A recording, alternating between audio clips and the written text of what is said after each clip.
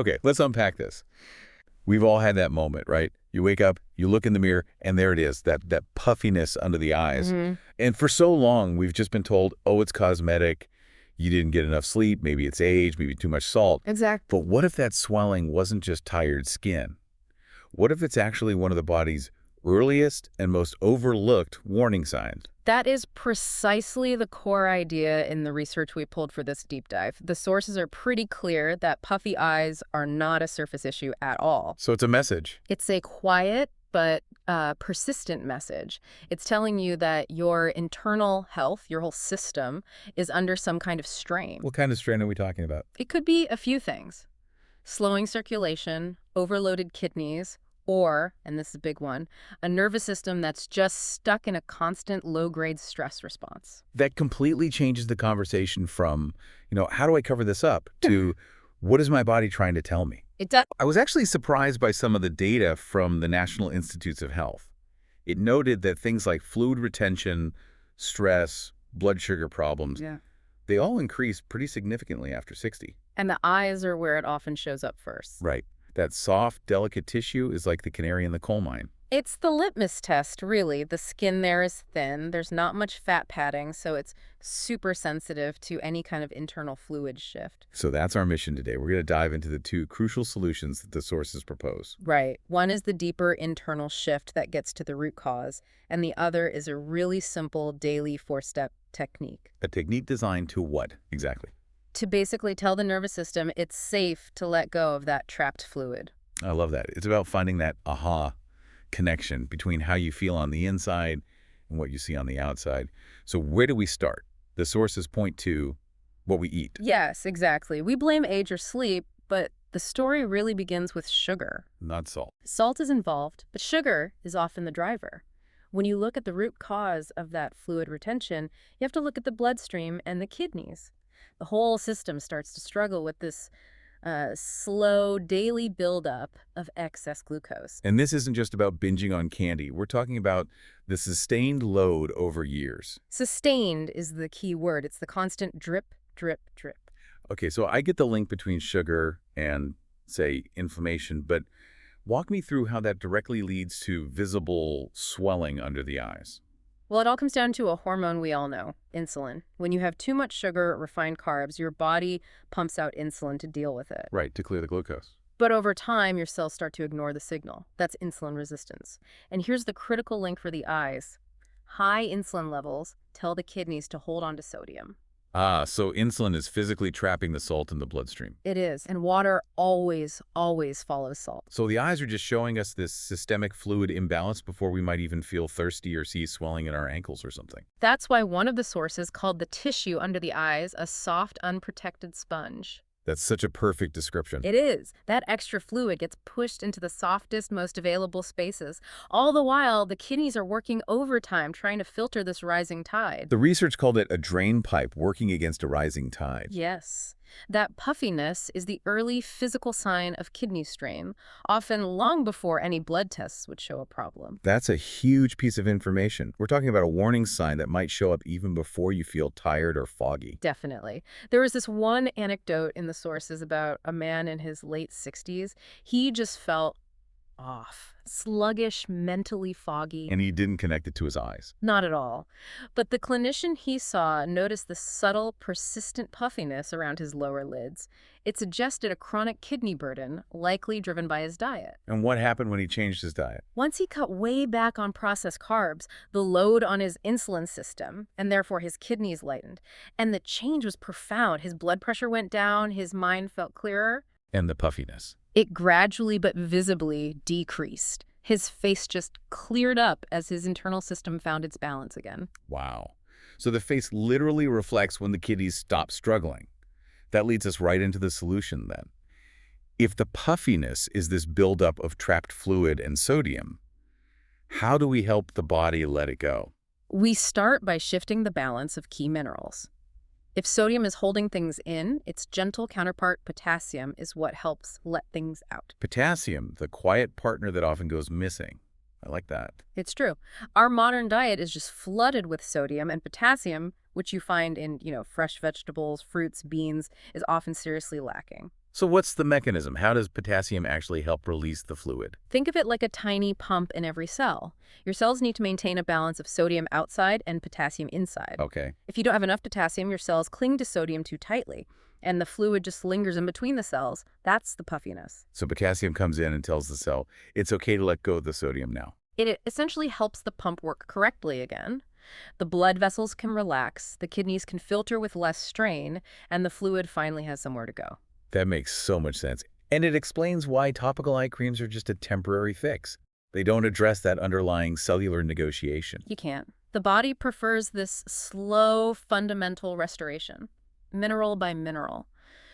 The change is gentle, like a gentle untying of a knot that's been tight for years. It's not just a facial benefit, it's an internal one. Absolutely. The sources mention one woman who, after increasing her potassium intake, said her face felt lighter, but she also said it was like someone turned down the noise inside her head. That's fascinating. A sign that her blood pressure and nervous system were calming down as her kidneys finally got a break. Exactly. Okay, this is where it gets really interesting for me. Because the research says you could be eating all the potassium-rich vegetables in the world and still struggle with puffiness. Yes. What's the relationship that can actually undo all the benefits of that good diet? The missing link is chronic stress, or what the sources call the nervous system grip. When we're tense, we don't just hold tension in our shoulders. We hold it everywhere. We hold our breath, our minerals, our fluids. So my body interprets that tension as danger. It does. If you're living in that fight or flight mode for too long, your body physically holds on to resources it thinks it needs to survive. So even if I'm eating all the right things, if I'm constantly wired and anxious, my body's chemistry is basically fighting against it. That's a perfect way to put it. And it's driven by a hormonal connection. Chronic stress activates the sympathetic nervous system, which in turn raises a very powerful hormone called renin. Renin, what did that do? Its primary job is to conserve fluids and sodium. It's a survival mechanism. It's there to maintain your blood pressure if your body thinks it's in danger, like if you're bleeding out. Okay, let me get this straight. Stress equals body thinking it's in danger. Mm-hmm. So it releases renin. Renin holds on to sodium, and water follows sodium. So stress literally equals stubborn puffiness. You got it. If your body is constantly getting that danger signal, the potassium can't do its job effectively. Renin is winning that battle. The body prioritizes what it sees as survival-maintaining blood pressure over releasing a little fluid from your face. The puffiness is the cost of that internal safety system working overtime. That's right. And that's why these external gentle practices are so vital. They aren't just for moving fluid around. They are about sending a signal of safety to the nervous system. We need a practice that speaks to everything at once, the nerves, the muscles, the lymph system, to get the body out of that holding pattern. So let's detail this four-step technique. What's the very first foundational step? The first step is what the sources call the switch. It targets the vagus nerve, which is the main highway for your rest and digest system. So it starts with the breath. It starts with the breath. Before you even touch your face, you take 2 or 3 slow breaths in through your nose. And here's the crucial part. You have to lengthen the exhale. By how much? Even just by a single second. That slow, extended exhale is the most direct signal you can send to your vagus nerve that the danger has passed. It creates the foundation for release. That's the part people forget, isn't it? Letting the breath all the way out. Okay, so once the nervous system is primed, how do we physically deal with the fluid? Step 2 is lymph awakening.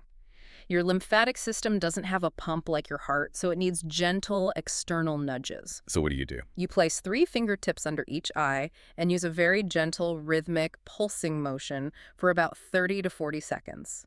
The pressure should be almost nothing, barely enough to move the skin. Not a deep massage. No, absolutely not. Lightness is key here. It wakes up the lymph vessels in that delicate area without causing any irritation. Okay, that makes sense. Then what's step 3? The sources said this is a critical, often missed step. It really is. Step 3 is opening the exit. You bring your hands down to your collarbone and just tap lightly with your fingertips for 20 to 30 seconds. The collarbone, why there? That area, just above and below the collarbones, is where almost all the lymph fluid from your head and neck eventually drains back into your circulatory system. It's like opening the main drain at the bottom of a funnel. So if you skip that, the fluid you just woke up has nowhere to go. Exactly. You're just moving it around your face. You have to open the exit first. That's incredibly practical. Okay, and what's the final step? The one that brings structure back to the area. Step 4 has 2 parts. Structure and movement. First, you place your fingers near the outer corners of your eyes for a bit of light support. Then you make a soft O shape with your mouth, Okay. and you gently flutter your eyelids, like a butterfly's wings, about 10 to 15 times. This activates the orbicularis oculi muscle, that ring of muscle around your eye. So it's like a tiny workout for your eye muscle. It is. Toning that muscle helps tighten the underlying structure, which reduces that look of heaviness and brings circulation back to the area. And the second part is step 4. How do we finish moving the fluid? That's the soothing glide. You use only your ring finger because it has the lightest touch, and you just glide it under the eyes following the shape of the bone for maybe 15 to 20 seconds. Oh, no pressure. Minimal pressure, you're just gently escorting the fluid that you woke up toward the open drain at the collarbone. It sounds less like a treatment and more like a closing meditation. How do you seal the practice? The seal is really important. Yeah. You finish by gently tapping all around the eyes again for about 20 seconds to bring warmth and blood flow and oxygen back to the skin. Okay. Then you immediately return to the collarbone for one final pulse to encourage everything to exit. And you close the whole thing with one last deep, slow, intentional breath. To confirm the shift. Yes, that final breath is your body consciously saying, I can let this go now. The threat is gone. The whole ritual sounds so intentional. It's like you're restoring softness, where stress has created all this tension. And that's why the changes are often felt internally first. Maybe you sleep a little deeper or your digestion feels more settled. The face is just the first place we see the change. But the systemic relaxation is the real goal. That's the real win. Once the nervous system is calm, the renin levels drop, the kidneys work better, and the body finally stops clinging to what it should have let go of a long time ago. It's pretty humbling to think that something we try to fix with concealer is actually rooted in our core systemic health, insulin resistance, stress hormones.